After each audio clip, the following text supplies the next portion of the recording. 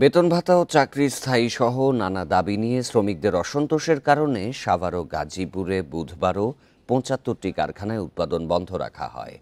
এছাড়া গাজীপুরে একটি কারখানায় আগুন দেওয়ার ঘটনা ঘটে। বুধবার সকালে শ্রমিক অসন্তোষ নিয়ন্ত্রণে রাখতে সাভারে ৪৫টি কারখানা বন্ধ ঘোষণা করে মালিকপক্ষ। ছুটি থাকা ২৫টি সহ এই শিল্পাঞ্চলে এদিন মোট ৭০টি কারখানায় উৎপাদন বন্ধ ছিল। তবে চালু আছে ইপিজেডের কারখানাগুলো। এদিকে বেতন ভাতা বাড়ানো, চাকরি স্থায়ীকরণ সহ বিভিন্ন দাবিতে গাজীপুরের কয়েকটি এলাকায় মোট ৫টি কারখানায় বিক্ষোভ করেছেন শ্রমিকরা। দুপুর ২টার দিকে কাশিমপুর এলাকায় বিগ বস নামে একটি কারখানায় আগুন দেয় বিক্ষুব্ধ শ্রমিকরা। এ সময় আগুন নিয়ন্ত্রণে গেলে ফায়ার সার্ভিসের একটি গাড়ি ভাঙচুর করা হয়। পরে অতিরিক্ত পুলিশ ও সেনাবাহিনীর সদস্যরা ঘটনাস্থলে গিয়ে পরিস্থিতি নিয়ন্ত্রণে আনে। কারখানা নিরাপত্তা নিশ্চিতে নিজস্ব নিরাপত্তা কর্মী ছাড়াও শিল্প পুলিশ ও অন্যান্য আইনশৃঙ্খলা বাহিনীর সদস্যরা কাজ করছেন।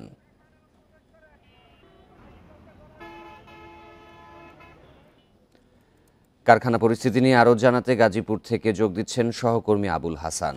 হাসান, গতকালকে তো বেশ উত্তপ্ত পরিস্থিতি ছিল, বেশ কয়েকটি কারখানা বন্ধ ঘোষণা করা হয়। আজকে পরিস্থিতি কেমন দেখা যাচ্ছে?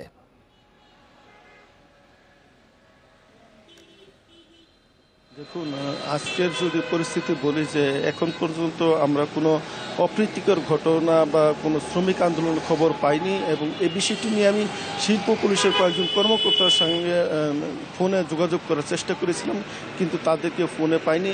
আমাদের কাছে যে তথ্য রয়েছে এখন পর্যন্ত গাজীপুরের কোথাও কোনো শ্রমিক আন্দোলনের খবর নেই, এবং কারখানাগুলোতে সকাল ৮টা থেকে কিন্তু একযোগে শ্রমিকরা কাজ করে যাচ্ছেন, এবং তারা বিভিন্ন সেকশনে তাদের নিজ নিজ দায়িত্ব পালন করছেন। কারখানার নিরাপত্তায় নিজস্ব যে কারখানার নিরাপত্তা কর্মী তারা কাজ করছেন। এছাড়া র্যাবের টহল রয়েছে, বিজিবি টহল রয়েছে, সেনাবাহিনী টহল আমরা দেখতে পেয়েছি।